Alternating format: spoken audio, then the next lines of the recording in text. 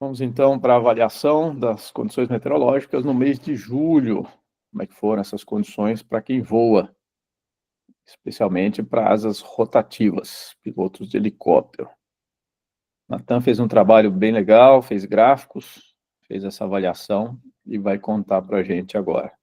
Natan, está com você. Obrigado. Olá, pessoal. Eu sou o Natan e vamos ver como é que foi o mês de julho para os pilotos especificamente. Beleza. Primeiro, alguns termos que é importante relembrar, né, no nosso glossário meteorológico. Primeiro, as regras de voo, a gente adaptou um pouco, principalmente em questão dos períodos de IFR e de low, colocando restrições menores para visibilidade e teto. Importante lembrar que aqui a gente considera o teto como as nuvens com cobertura broken e overcast, e apenas valores abaixo ou iguais a 3.000 pés. Se for acima de 3.000 pés, ou um cavoque, por exemplo, é considerado como 3.000 pés, que é o nosso limite superior.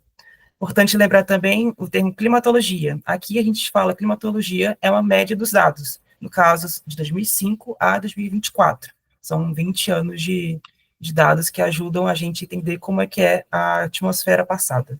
O desvio padrão, que é um grau de dispersão dos dados, quanto menor esse desvio padrão, mais uniforme é o conjunto dos dados. Já se ele for maior, quer dizer que os dados teve uma maior variabilidade em determinado horário, por exemplo.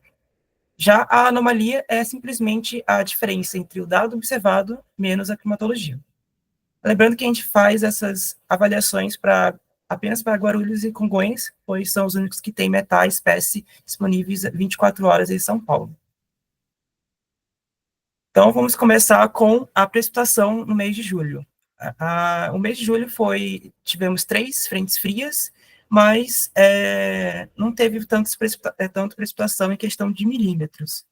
A gente consegue ver aqui que ficou 67% abaixo da média, choveu apenas 15,6%, enquanto que para a climatologia do Instituto Nacional de Meteorologia, se espera 48,4 milímetros no mês de julho. Então, a gente teve a passagem dessas frentes frias, mas não teve tanta chuva quanto esperado. É típico de um mês de inverno, mais seco. E, junto com isso, a gente teve temperaturas abaixo da média. Ficou em 1,4 graus abaixo da média. 15,8 comparado com a climatologia, que é 17,2. Então, tivemos um mês seco e frio.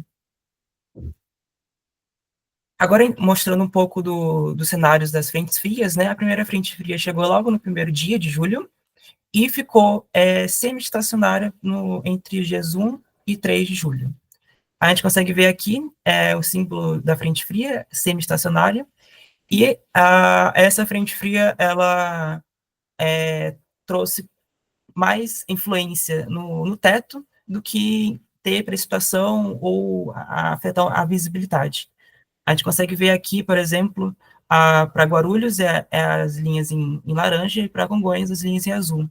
A gente consegue ver que durante os primeiros 3 dias de julho, o teto não subiu mais do que 1.500 para Guarulhos e mais do que 1.200 para Congonhas. Então, a gente teve um período bem nublado no começo do mês, principalmente ali em Congonhas, nas madrugadas, chegando até 200 pés, que é a ocorrência de lobos.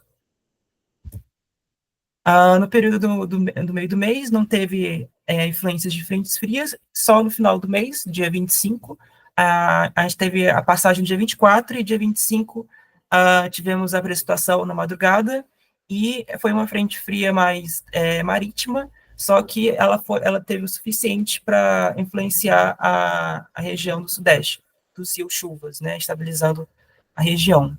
A gente consegue ver aqui que afetou mais a visibilidade do que da última frente fria, e também afetou o teto, trazendo valores de até 500 pés, né, principalmente em Guarulhos.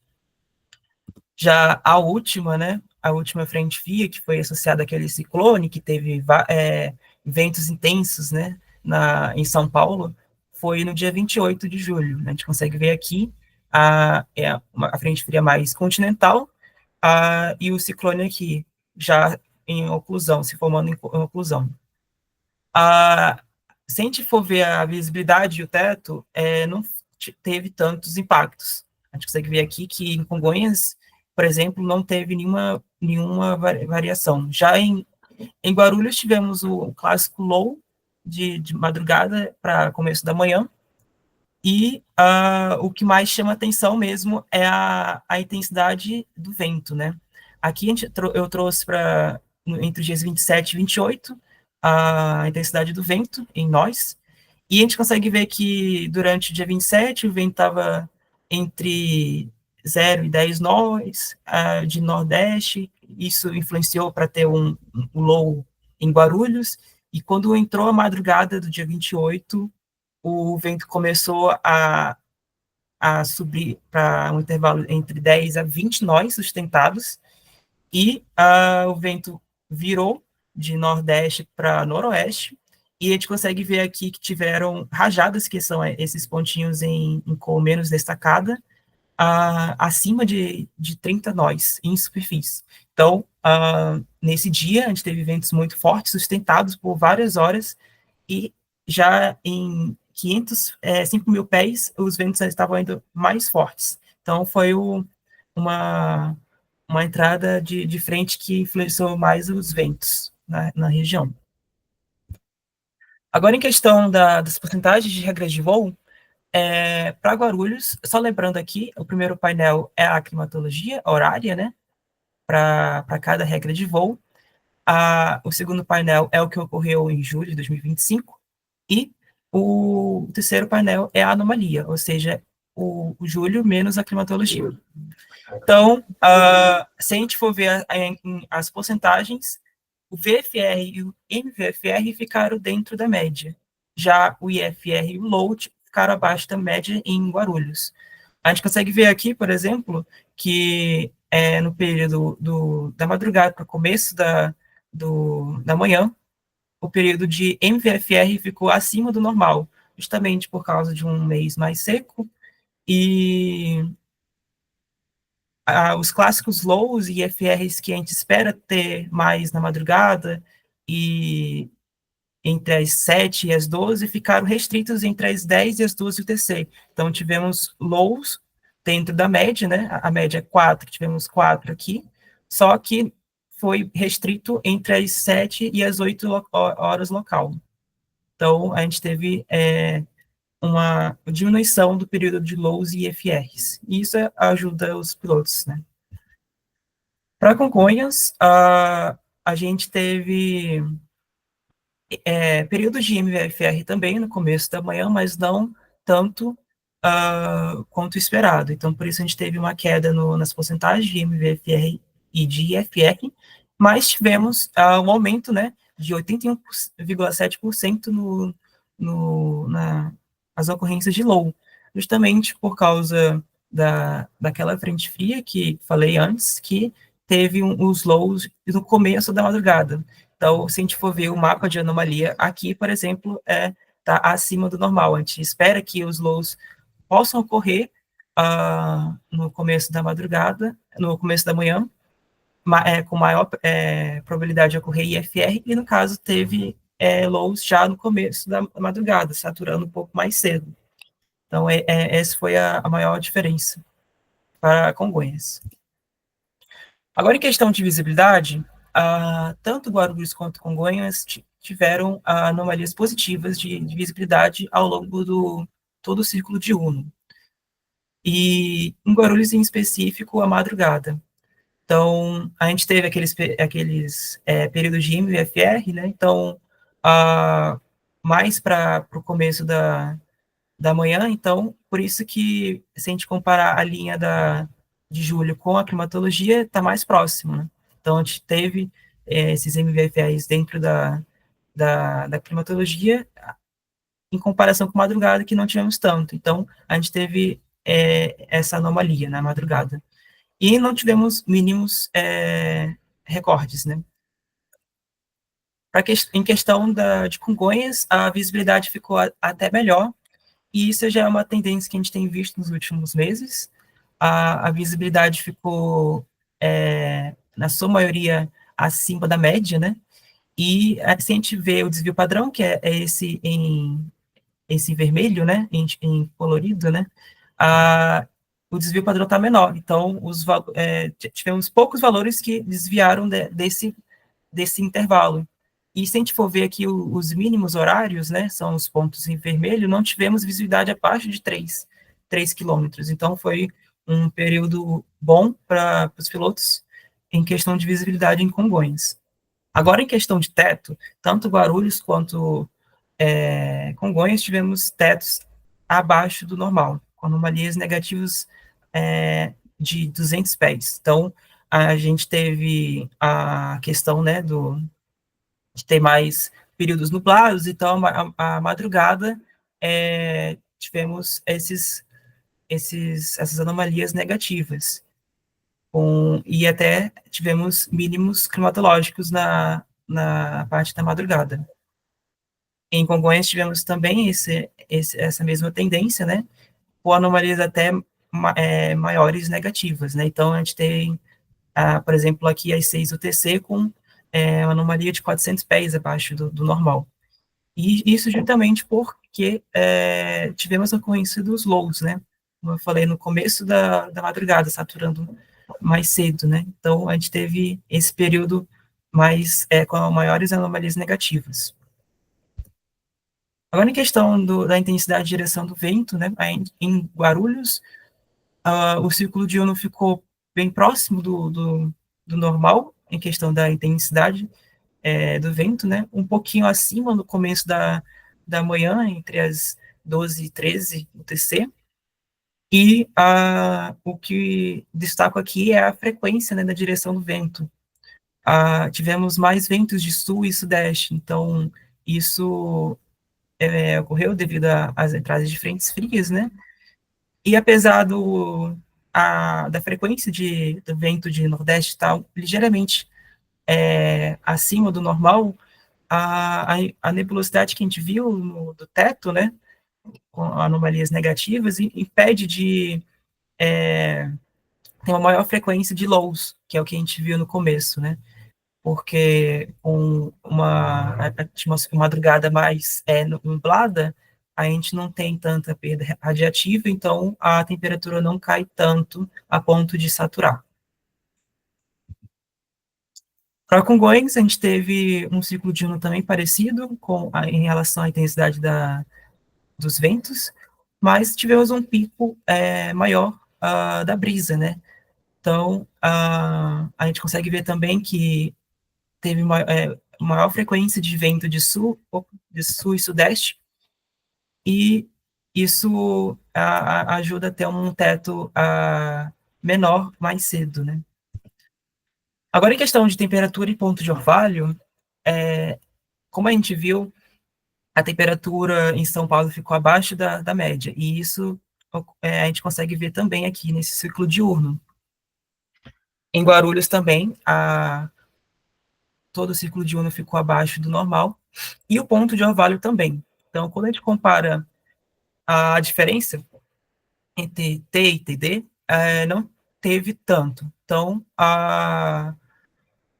em questão de umidade, não ficou tão fora do que é esperado. Já para Congonhas, com uma temperatura de ponto de orvalho próximo da climatologia e uma temperatura do ar abaixo do normal, a gente tem condições mais úmidas. Então, isso corrobora com a questão do teto ficar mais com anomalias negativas, né? Então, a gente teve um período um pouco mais úmido em Congonhas do que em Guarulhos.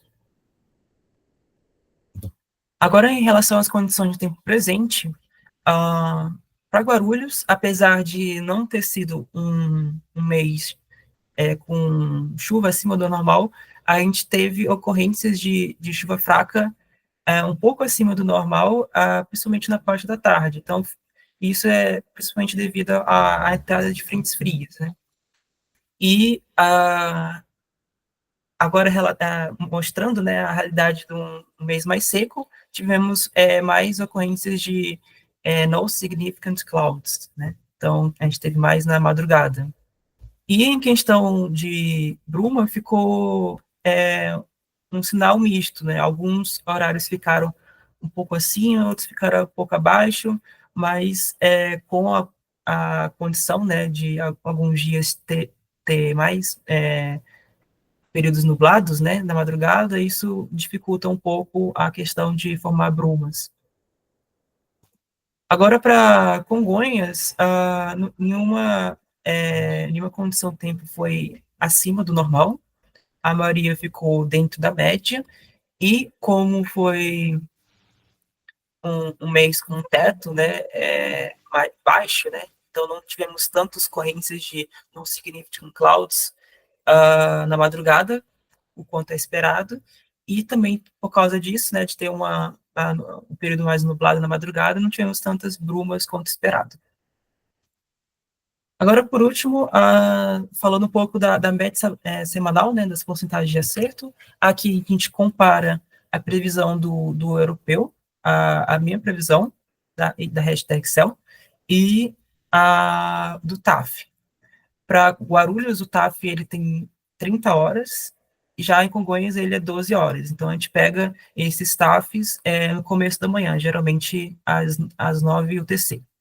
Então, para a primeira semana, eu que teve a frente fria, né, eu consegui ter um maior desempenho em Guarulhos, mas em Congonhas o TAF ele deu uma melhorada. Mas na segunda semana eu consegui ser melhor do que o TAF e o europeu.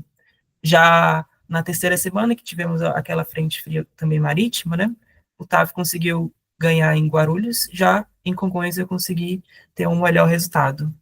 E eu coloquei a semana do dia 28, que foi depois da entrada do ciclone, né, como um bônus, né?